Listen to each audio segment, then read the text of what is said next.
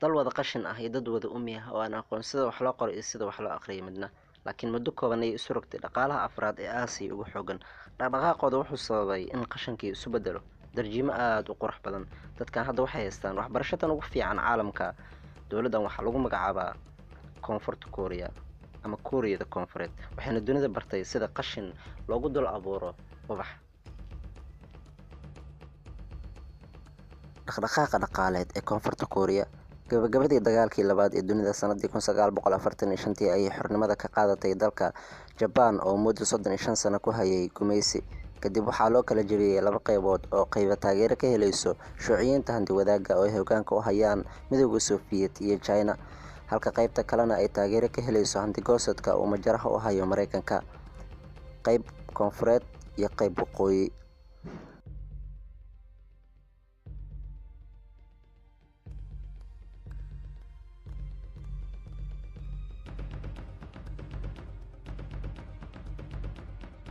Kadib dagaal sokeeye oo ay quwado shisheeye gadaal ka riixayaan, mid walba wuxuu noqon doonaa dowlad gaar ah. Dagaalku wuxuu bilowday sanadii 1950 wuxuuna dhammaaday sanadii 1953 waxaana ku leeday ku dhawaad 5 milyan oo ruux. Kuuriyada Koonfureed xilligaas ayay dhalatay iyadoo inta badan warshadaha muhiimka ah, goobaha macdanta laga soo saaro iyo 80% dhaliyayaasha tamarta ay la wareegtay Kuuriyada Waqooyi. Waa dowlad la dhalatay taag iyo tabar xumo. xilligaa waxay noqotay mid ka mid ah dowladaha ugu faqiirsan caalamka, heer ay dumarkoodu gaareen in ay iibiyaan tintooda si aynan u gaajoonin carruurtooda. Dhulka wuxuu ahaa mid aan lahayn kheyraad dabiici ah, dadkooduna waxay ahaayeen dad aan lahayn aqoon waxtar leh. 90% dadkan waxay ku noolaayeen kaalmo uu siiyo Mareykanka. Ma jirin saadaalin tilmaamaysa samaan. Haddaba maxaa la qabtaa? Bilowgii rajada. Madaxweynaha xilliga magaciisu wuxuu ahaa Lee Son-man. Ninka laba tallaabo oo muhiim ah ayuu qaaday oo kala ahaa dhiirigelinta waxbarashada iyo midda labaad oo ah tan ugu muhiimsan oo ah waxbarashada. Waxaa batay tirada soo haleelaysa waxbarashada, waxaana dhacday in 96% carruurta South Koreaanka ay aadaan waxbarasho, iyadoo gabagabadii kontameeyadii ay u soo kaceen dad waxbartay.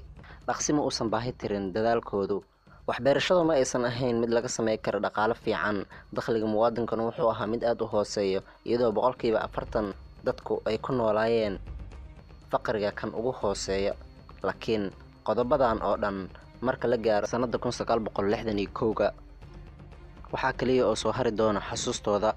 Sanadkan waxaa dhacay afgembi askareed, laakiin ka duwan midka ka dhaco dhulalka Carabta, waxaana qabsaday dalka keligii talis aan xilka ka tanaasulayn, waxaana loogu magacaabi jiray Park Geun-hye. Kuuriyada Koonfureed wuxuu ka saaray faqriga wuxuuna ka dhigay qani. Bilowgii mucjisada.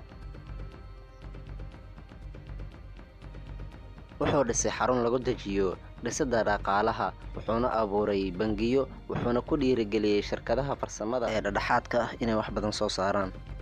Wuxuuna u dejiyey 5 hab oo cajiib ah. Hadafku wuxuu ahaa in dakhliga waddanka uu kordho 7.1% laga bilaabo sanadda 1962 ilaa 66. Arrintan waxaa ku jeesjeesay Ameerikaanka ayagoo ku tilmaamay inay tahay arrinkan riyo waali ah, laakiin ma aysan dhicin.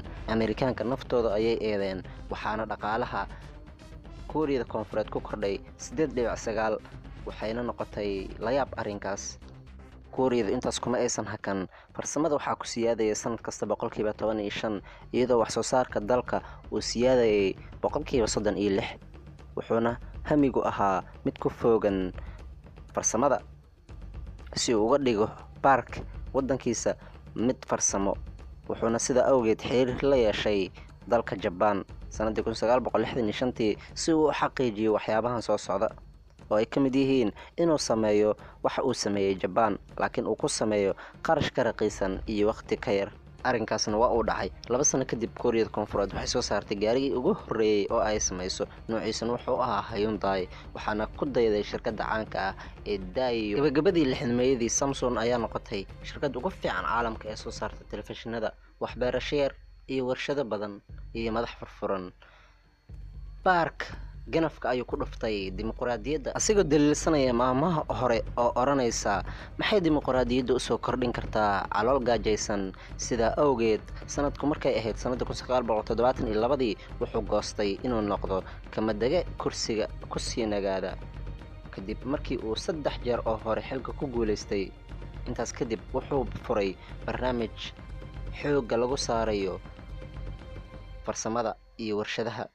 dakhliga dalka ayaa gaaray 26 bilyan sanadkii. waa dowlad sameynaysa wax kasta oo taageerana ka helaysa shacabkeeda. sirta guusha ee koonfurta kuuriya. mid ka mid ah siraha sababay guusha dhaqaale ee koonfurta kuuriya ayaa ah waxa loogu yeeray chaebol oo ah erey laga wado shirkadaha waaweyn oo ay leeyihiin halka qoys sida Samsung, LG iyo Hyundai. chaebol wuxuu bilowday sanadii 1961 wuxuuna xambaarsan yahay awoodda shirkadahan waa awoodda dowladda. dowladda waxay la wadaagaysaa shaqada dadka ka soo jeeda qoysaskaas iyadoo dhaqaalena siinaysa kana khafiifinaysa canshuuraha. qofkii guulaysta wuu isku filnaan doonaa, kan guuldaraystana xukuumadda ayaa kala wareegaysa. iftiin dhaqaale oo fariid ah kana dhigaya shirkadaha gaarka ah kuwa tiir iyo quwad u ah dowladda. ilaa iyo waqtigan ayay sidaas tahay. barbur dhaqaaleed. sanadka markuu ah 1997 barbur dhaqaaleed ayaa ka bilowday Thailand wuxuuna ku dhuftay Philippines, Singapore iyo Kuuriyada Koonfureed. waxayna Kuuriyada Koonfureed 58 bilyan ka deensatay bangiga adduunka. kadibna waxaa bilowday barbur dhaqaaleed. laakiin dal kasta oo heer gaara waxaa ka dambeeyo shacab weyn. maalmahaas waxa ay sameeyeen shacabka South Koreaanka ah ma aaminaysid. jidadka ayay u soo baxeen ayagoo ku tabarucaya waxa ay haysteen oo ah dahab iyo waxyaabo lamid ah, waxaana laga qabtay malaayiin hanti ah. arrintan ma aysan sameyn kaliya shakhsiyaad. shirkadaha yaryar ayaa xitaa laftirkooda ugu deeqayay hantidooda shirkadaha waaweyn si aanan la wada damin. Kuuriyada Koonfureed ee maanta waxay kaalinta saddexaad kaga jirtaa wadamada soo saara qalabka isgaarsiinta. waxaa lagu tiriyaa wadamada ugu dimuqraadiyadda fiican caalamka. gaadiidka ay soo saarto waa mid aad looga daba dhacay. taleefanada gacanta, samaynta maraakiibta, hubka culus waxay ugu jirtaa kaalimaha ugu horeeya. hadda wax soo saarkeeda waxaa lagu sheegay 560 bilyan sanadkii. shaqaalaha South Koreaanka ah wuxuu ku shaqeeyaa $7 saacadii, yacni wax ka badan $1,500 bishii.